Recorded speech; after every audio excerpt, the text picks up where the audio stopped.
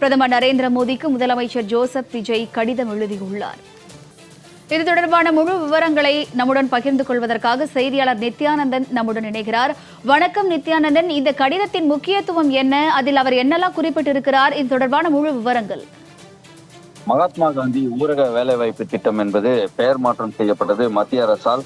ஆகவே அந்த பெயரை மீண்டும் தொடர வேண்டும் என்று தமிழ்நாடு பிரதமர் நரேந்திர மோடிக்கு கடிதம் எழுதியிருக்கிறார். அந்த வகையில் வளர்ச்சி அடைந்த பாரதம், கிராம வேலை உறுதி மற்றும் வாழ்வாதார திட்டம் VBGRAMG என்று அந்த திட்ட செயலாக்கம் குறித்து மாண்புமிகு இந்திய பிரதமர் நரேந்திர மோடிக்கு தமிழ்நாடு முதலமைச்சர் ஜோசப் விஜய் கடிதம் எழுதியிருக்கிறார். அதில் மிக முக்கியமாக தமிழ்நாடு முதலமைச்சர் கூறக்கூடியது, அதாவது அவர் எழுதியிருக்கக்கூடிய இந்த கடிதத்தில் விக்சித் பாரத் ரோஜ்கார் மற்றும் ஆஜீவிகா மிஷன் என்று அந்த பெயர் திட்டத்தின் செயலாக்கம் என்பது 1/7/2026 முதல் தொடங்க இந்த திட்டமிடப்பட்டிருக்கிறது. ஆகவே இந்த திட்டம் இன்று நாடு முழுவதும் அமலுக்கு வந்திருக்கிறது.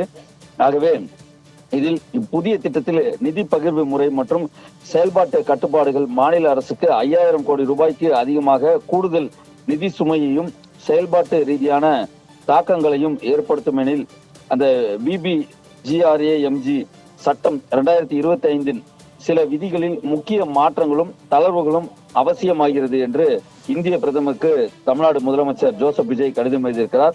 அவ்வாறு செய்யாவிடில் இத்திட்டத்தினை கல அளவில் தடையின்றியும் திறம்படவும் செயல்படுத்துவது பெரும் பாதிப்பை ஏற்படுத்துவதுடன் மட்டும் கிராமப்புற வேலைவாய்ப்பு திட்டத்தை சார்ந்துள்ள கிராம மக்களை இது கடுமையாக பாதிக்கும் என்றும் தமிழ்நாடு முதலமைச்சர் இந்த கடிதத்தில் சுட்டிக்காண்பித்திருக்கிறார். மேலும் நிதி பகிர்வு முறையை பொறுத்தவரை தற்போதைய வழிகாட்டுதலின்படி ஊதியம், கட்டுமான பொருட்கள் மற்றும் நிர்வாக செலவுகள் ஆகிய அனைத்திற்கும் ஒன்றிய மற்றும் மாநில அரசுகளுக்கு இடையே 60-40 என்ற வீதத்தை கட்டாயமாக்குகின்றன என்றும் மகாத்மா காந்தி தேசிய ஊரக வேலைவாய்ப்பு உறுதி திட்டம் கடந்த 2 தசாப்தங்களாக வேறுபட்ட ஒரு கட்டமைப்பின் கீழ் செயல்படுத்தப்பட்டு வந்த நிலையில் இந்த திடீர் மாற்றம் மாநில கருவூலத்திற்கு பெரும் நிதி சுமையை ஏற்படுத்துவது மட்டுமல்லாமல்